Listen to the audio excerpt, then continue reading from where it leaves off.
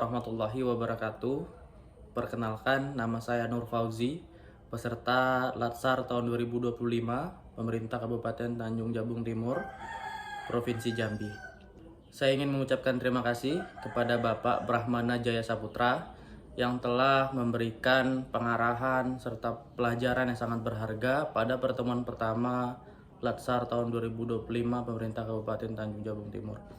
Nah, pada pertemuan pertama kami diberikan tugas untuk menganalisa tentang agenda 1, yakni berisi tentang modul yang pertama yakni wawasan kebangsaan dan nilai bela negara, kemudian modul yang kedua tentang isu-isu kontemporer yang sedang terjadi, kemudian yang ketiga adalah tentang kesiapsiagaan tentang bela negara. Pada pembahasan yang pertama yakni tentang wawasan kebangsaan dan nilai-nilai bela negara, seperti yang kita tahu bahwa wawasan kebangsaan adalah cara pandang bangsa Indonesia dalam mengelola kehidupan berbangsa dan bernegara yang berlandaskan pada jati diri bangsa dan kesadaran terhadap sistem nasional. Landasan utama dari wawasan kebangsaan ini bersumber dari yang pertama Pancasila, kemudian Undang-Undang Dasar Negara Republik Indonesia tahun 1945, kemudian Bhinneka Tunggal Ika. Tujuan dari wawasan kebangsaan adalah untuk memecahkan berbagai persoalan yang dihadapi oleh bangsa dan negara demi mencapai masyarakat yang aman, adil, makmur, dan sejahtera. Pemahaman mengenai wawasan kebangsaan sangat penting bagi setiap warga negara, termasuk bagi peserta Latsar CPNS Kabupaten Tanjung Jabung Timur seperti kami pribadi, agar kami memiliki cara pandang yang tepat sebagai abdi negara. Karena kami tahu bahwa negara Indonesia adalah satu-satunya negara di dunia yang kemerdekaannya itu adalah hasil dari perjuangan dan keringat seluruh para pejuang terdahulu. Pada materi wawasan kebangsaan dan bela negara, setidaknya kami merangkum ada 4 konsensus dasar wawasan kebangsaan yang merupakan kesepakatan yang terbentuk dalam sejarah pergerakan bangsa, yang menjadi fondasi dalam pembinaan wawasan kebangsaan. Yaitu yang pertama Pancasila. Pancasila sendiri adalah sebagai ideologi negara dan bangsa Indonesia. Kemudian yang kedua ada Bhinneka Tunggal Ika, yang mana menegaskan di antara keberagaman yang ada di Indonesia dari Sabang sampai Merauke, ya, terdapat banyak sekali suku, terdapat banyak sekali bahasa, kita tetap bisa dipersatukan dengan mana simbolnya yaitu Bhinneka Tunggal Ika. Karena dengan Bhinneka Tunggal Ika sendiri, segala perbedaan yang ada di negara Indonesia haruslah dipahami sebagai sebuah kekayaan, bukan sebagai sebuah perbedaan. Dan itu harus menjadi kekuatan bersama bagi masyarakat Indonesia.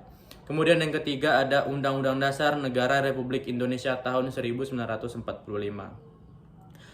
Sebagai konstitusi yang menjadi landasan hukum tertinggi dalam penyelenggaraan negara Republik Indonesia. Kemudian yang keempat adalah Negara Kesatuan Republik Indonesia.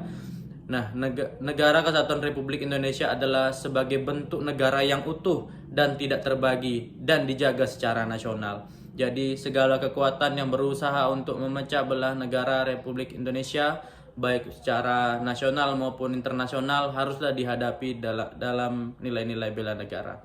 Kemudian konsensus ini menjadi fondasi bahwa seluruh bangsa Indonesia mempercayai, memahami, dan menjalankan nilai-nilai dasar tersebut sebagai identitas, pemersatu, dan pedoman dalam mengelola kehidupan berbangsa dan bernegara secara harmonis dan berkesinambungan. Kemudian yang kedua adalah isu-isu kontemporer. Setidaknya kami mencatat bahwa isu-isu kontemporer dapat diartikan sebagai sebuah isu-isu yang terkini yang terjadi saat ini. Terkadang isu itu pun berdampak sebagai sebuah masalah yang sering terjadi dan sangat berdampak, bahkan berdampak negatif terhadap berjalannya sebuah organisasi kepemerintahan. Contohnya yang marak sekali terjadi seperti money laundering, proxy war, miscommunication, bahkan konflik kepentingan yang terjadi dalam sebuah organisasi kepemerintahan. Kemudian yang ketiga, kesiapsiagaan bela negara. Nah, di dalam nilai-nilai bela negara terdapat juga kesiapsiagaan bela negara.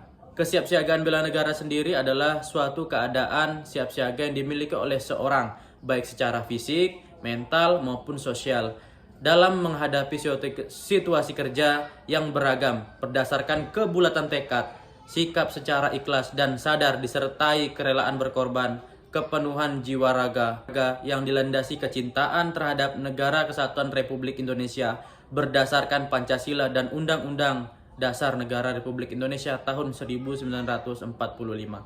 Itu semua adalah hal yang penting untuk menjaga, merawat, dan menjamin kelangsungan hidup berbangsa dan bernegara. Terdapat setidaknya 5 rumusan kesiapsiagaan bela negara. Yang pertama, rasa cinta tanah air yang harus tumbuh sejak dini. Kemudian yang kedua, sadar berbangsa dan bernegara. Yang ketiga, setia kepada Pancasila sebagai ideologi negara. Nah, kita sering mendengar bahwa Pancasila dirongrong, Pancasila dianggap bukan sebagai ideologi bangsa. Tapi kita harus sadar dan pahami bahwa Pancasila sudah final dan Pancasila adalah satu-satunya ideologi negara.